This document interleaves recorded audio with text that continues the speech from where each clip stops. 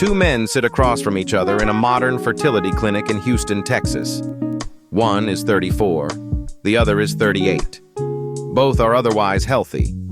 Both exercise. Both take care of themselves by every standard the modern world offers. The doctor slides their lab results across the desk. Both men have testosterone levels that would have qualified as clinical deficiency 30 years ago. Neither of them understands why. Now travel back to ancient Sparta, 480 BC. A warrior in his late 30s wakes before dawn, trains with men half his age, competes, performs, and recovers, and does it again the next day without pharmaceutical assistance, without a supplement stack, and without any concept of what a hormone even is. His body at 38 functions the way modern medicine now considers exceptional at 25. The difference is not genetics. It is not era. It is not some mythological toughness that ancient men had and modern men lost. Researchers tracking testosterone levels across populations have found something that should have ended the supplement industry's dominance permanently. An analysis published in European Urology Focus found that testosterone deficiency in young American men more than doubled between 1999 and 2016. Not in men over 50, in men in their 20s and 30s. The hormonal collapse is not a function of age. It is a function of how modern men live. And the warrior cultures of the ancient world, the Spartans, the Macedonians, the Roman legionaries, were accidentally doing something every single day that the modern man has completely stopped doing. Not one thing. 6 things. And the biology behind each of them has not changed in 2,000 years. Before we go deeper, drop a comment right now. Are you currently taking any testosterone support supplement? Yes or no? Because by the end of this video, you will understand exactly what it is replacing and exactly why it should never have needed to replace it in the first place. The Spartan male body was the most documented example of sustained peak male hormonal function in recorded history. Their training system, the agoge, began at age 7 and continued in some form until death. But here is what historians largely ignored, and what makes their hormonal profile worth examining with modern eyes. The Spartans were not celibate warriors. Their culture integrated physical training, sexual competition, and recovery into a single unified lifestyle. The outcome was a male hormonal environment that modern endocrinology is only now beginning to understand in full. The supplement industry does not have financial interest in explaining what the Spartans knew by accident, because what they knew does not come in a bottle. The first practice was training, but not in the way modern fitness understands it. Spartan physical culture was built around compound resistance under social and competitive pressure simultaneously. Wrestling, sprinting, carrying heavy loads, and direct physical competition against other men, all performed in public, all tied to social standing. Winning meant status. Losing was visible. Research published in Hormones and Behavior by Mazur and Booth confirmed what Spartan culture had been applying for centuries. Competitive victory in physical contests produces an acute testosterone surge that isolated gym training does not replicate. The neurological state of competitive engagement activates the hypothalamic pituitary axis differently than solitary training. The hormonal output is measurably larger. The modern man lifts alone with headphones, tracking his numbers against his own previous performance.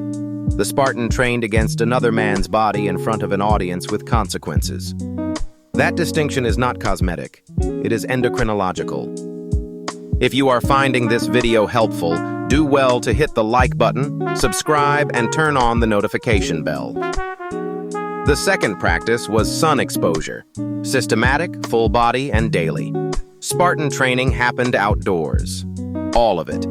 In the Laconian sun, without covering the body that did not require covering. A clinical trial published in Hormone and Metabolic Research found that men with sufficient vitamin D had significantly higher testosterone than deficient men. A separate study in the Journal of Clinical Endocrinology and Metabolism found a direct positive correlation between vitamin D and total testosterone across more than 2,000 men. The Spartan was not managing his vitamin D. He was standing in the sun because his training ground had no roof. The outcome was identical to what modern researchers prescribe in clinical interventions for suppressed testosterone, achieved accidentally, daily, for a lifetime. The modern man spends 90% of his daylight hours indoors. His vitamin D is chronically insufficient. The supplement he is buying to support his testosterone is partially compensating for a deficiency created by the building he works in. The third practice is the one the supplement industry finds most inconvenient to discuss. Spartan culture had a specific and documented attitude toward sexual competition and male status that modern research has since confirmed produces a distinct hormonal response. Studies by Archer and colleagues, and later by Wingfield in neuroendocrinology, established what researchers call the challenge hypothesis in human males. That the anticipation of and engagement in social and sexual competition produces testosterone elevations that neither training nor nutrition alone can replicate. Spartan women were educated, athletic, and vocal in their preferences. The social architecture created continuous competitive pressure on every male in the culture. Research distinguishes clearly between eustress, challenge that elevates, and distress, chronic unresolvable threat that suppresses. The Spartan competitive environment produced the former. The modern man's social environment, algorithmically mediated, comparison-heavy, and physically passive, produces the latter. The modern man is not competing, he is scrolling, and his hypothalamus knows the difference. The fourth practice was diet, specifically what was absent from it. No refined carbohydrates, no seed oils, no processed food, no chronic glycemic load suppressing insulin sensitivity. Research published in the Journal of Steroid Biochemistry found that low-fat diets produced measurably lower testosterone than diets with adequate saturated and monounsaturated fat. A meta-analysis in Nutrients confirmed that zinc deficiency directly impairs Leydig cell function, the testicular cells responsible for testosterone synthesis. The Spartan was not supplementing zinc. He was eating organ meats, shellfish, and animal protein that delivered it in bioavailable form at every meal. More important than what he ate was what he never ate. Chronic systemic inflammation, now understood to directly suppress testosterone at the cellular level, was structurally absent from his diet. Nothing in his food environment produced it. Everything in the modern food environment does. The fifth practice was sleep, but not sleep as modern men experience it. Consistent timing, complete darkness, physical exhaustion as the precondition for sleep onset. The JAMA study by Lepro and Van Cotter at the University of Chicago remains the most cited in sleep endocrinology. Healthy young men restricted to 5 hours of sleep per night for 1 week showed testosterone drops of 10 to 15%. The resulting hormonal profile was clinically indistinguishable from androgen deficiency. The majority of daily testosterone is secreted during the first 3 hours of uninterrupted slow-wave sleep. Disrupt that window and the production does not happen. It cannot be recovered the following night. The Spartan went to sleep when physical exhaustion and darkness demanded it. The modern man's phone is doing to his testosterone every night what no enemy ever managed on a battlefield. The sixth practice is the one removed so completely, so gradually, that most men do not notice it is gone. The Spartan did not have a sedentary default. There was no seated position that lasted more than an hour. There was no passive entertainment demanding nothing from the body for 3 consecutive hours.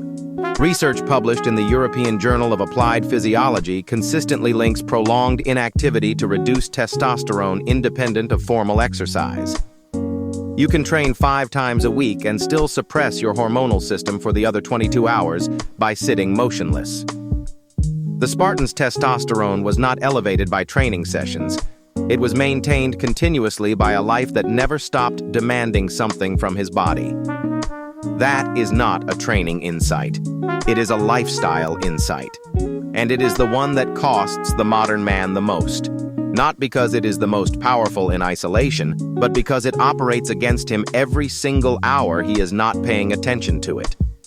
So in the end, the Spartan warrior at 38 moving through the agoj beside men 15 years younger was not exceptional. He was the product of an environment that gave his body what it required, every single day, without interruption. Because the alternative was irrelevance or death. Here is what you can do today. Train in competition, not in isolation. Find an environment with other men, with performance measured, with consequence attached to the outcome. 3 to 4 sessions per week of full-body compound resistance, squats, carries, deadlifts, rows, in a context that activates the competitive nervous system.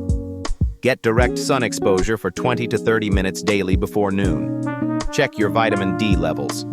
Most men are deficient and do not know it.